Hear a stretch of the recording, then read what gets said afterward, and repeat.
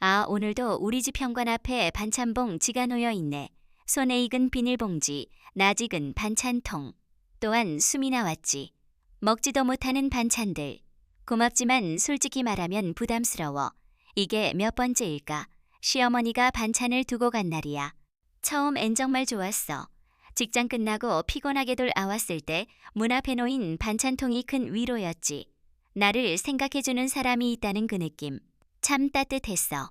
그런데 시간이 지나면서 그 고마움은 점점 불편함으로 바뀌더라고. 그런 날들이 계속됐어. 냉장고에 반 찬통 이 가득 차는 걸 보며 나는 점점 더 깊은 숨을 쉬게 됐지. 고맙다는 말도 미안하다는 말도 점 줄어들고 말수도 줄었어. 마음이 다치는 소리가 들리는 듯했어.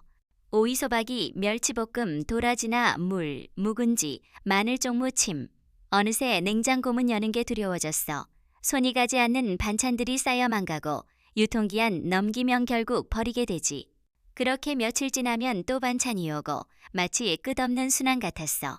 먹지도 못하고 버리자니 죄책감 들고. 그래서 여보한테 조심스럽게 말 꺼냈어. 여보, 어머님께너 무자주환보 내셔도 된다고 말해줄 수 있을까? 그냥 받아둬. 엄마도 나름 신경 쓰시는 거니까. 여보는 그저 담담했어. 나만 예민한 사람처럼 느껴졌고 점점 혼자 갇혀 가는 기분이었어. 벽이 점점 높아지는 것 같았지. 도저히 참기 힘들어서 결국 인터넷에 글을 올렸어. 시어머니가 반찬을 너무 자주세요. 감사하지만 입맛도 다르고 자꾸 버려요. 스트레스입니다. 댓글들이 쏟아졌어. 저도 그래요. 완전 공감합니다. 그건 사랑이 아니 라선섭이죠. 거절 못하면 평생 저래요. 댓글 읽으며 위로도 받고 속도 시원했어. 그런데 댓글 창 닫고 나니며 하게 씁쓸하더라. 정말 간섭이었을까? 아니면 내가 모르게 마음 의문을 닫고 있었던 건 아닐까? 혹시 어머님 인에게다가 오려했던 방 시기극에 전 부였던 건 아닐까? 하루는 친구랑 점심 먹으며 하소연했어. 우리 시어머니 너무 자주 반찬 주셔. 입맛 또한 맞고 솔직히 좀 부담돼. 그거 사랑일 수도 있어. 우리 엄마는 절대 못하시거든. 그 말에 나는 잠시 말을 잃었어. 상대적 빈자 리를 떠올리게 하는 친구 마린의 마음 어딘가를 콕 찔렀지. 그 순간 처음 우로이 반찬 들이단순한 음식 이상의 의미가 있을 수도 있겠다는 생각을 했더. 어머님 전화 배울릴 때면 괜히 가슴이 쿵 내려앉아. 또 반찬 얘기일까? 또 뭐라도 챙겨오시려는 걸까? 점점 전화 받는 것조차 망설이게 됐어. 오늘 가지무 치맸는 데네 가져와할지 몰라서 전화했어. 그 말조차 불편하게 들렸어.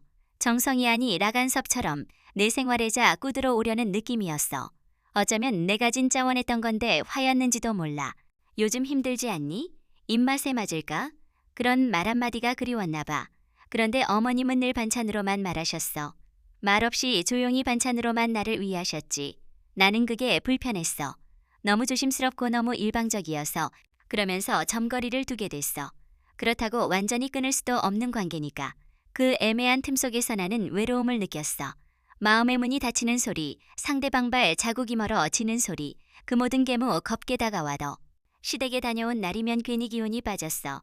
형식적으로 오가는 말들, 어색한 옷, 무거운 반찬 봉지. 정말 이게 가족일까 싶은 생각도 들었지. 애쓰는 관계, 피곤한 노력만 남아 있었어. 어느 날 여보, 가반찬 통 좀 돌려드려달라고 하더라고. 사실 귀찮았어. 그런데 마침 시간이나 서두르게 됐지. 문 열고 들어가기 전 부엌에서나는 된장 냄새 와조용한 말 소리가 들려도 잠깐 멈춰섰지. 그리고 들려온 말들. 얘는 나물 같은 건 안 좋아하나. 그래도 어릴 땐 이런 거만 이먹었을 텐 대엄마도 안 계시고 나라 도 챙겨줘야지. 그 순간 숨이 턱 막혔어. 단 한 번도 생각해 본 적 없었거든. 그 반찬 이 사랑일 수도 있다는 걸? 내가 받지 못했던 방식이라 낯설었을 뿐이었어. 그건 분명한 마음의 표현이었어. 익숙하지 않은 방식이었지만서 툼표 현일 뿐 진심이 있었지.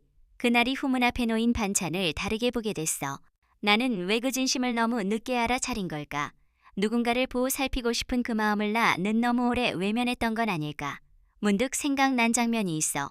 한겨울 내가 감기에 걸려 기운 없던 날 문 앞에 따뜻하게 데운 미역국이 놓여 있었지. 몸살 난다 했지. 따뜻하게 먹고 푹 쉬어라.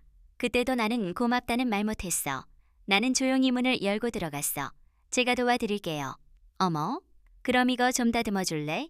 우린말 없이 나무를 다듬 고조용 희양 염염을 버무려 그 시간이 참나 설고 따뜻했어. 말보다 손이 먼저 움직이 고침묵 속에서 전해지는 마음들이 있었지. 어느 순간 나도 모르게 물었어. 어머니, 된장찌개는 어떻게 끓이세요? 어머님은 놀란 듯 웃으며 레시피를 얘기해 주셨어. 그 작은 대화가 우리 관계를 조금씩 바꿔갔어.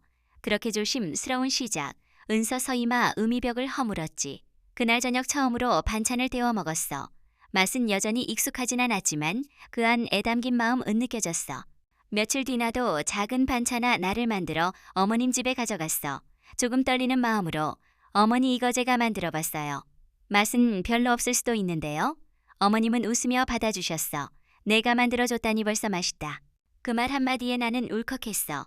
마음속에 쌓여있던 오해가 눈 녹는 기분이었어. 어머님은 아직도 반찬을 주시긴 해.